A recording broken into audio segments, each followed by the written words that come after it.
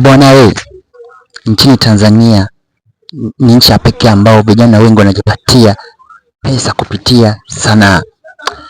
Na sanaa hasa Bongo Flava. Bongo Flava ni sanaa ambayo inawapatia watu pesa za kutosha, lakini kuna baadhi bado hawajasanuka. Bongo Flava sasa hivi tangu anzishwe sasa hivi ina miaka 90, ina trend nchini Tanzania. Na aliyeanzisha Bongo Flava trend moja kwa moja tukamcheki.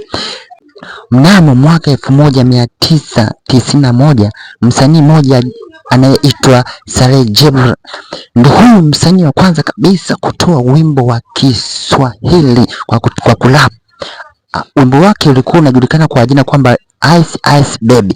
Huyu wimbo bwana, huyu Saleh alikopi beat la Kimarekani na kuwa mwanzilishi wa Bongo Flava nchini Tanzania. Lakini sio kwamba ndo wa kwanza kuanzisha, lakini wapo wa Afrika na wa Tanzania ambao walikuwa na rap wa kutumia Kiingereza, lakini baada ya Saleh kuja kwa kulap kwa kutumia Kiswahili, watu wengi walipenda shairi lake na kuamua kuanza kuimba kutumia lugha ya Kiswahili.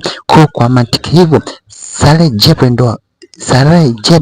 ndo msanii wa kwanza wa kuanzisha Bongo Flava nchini Tanzania.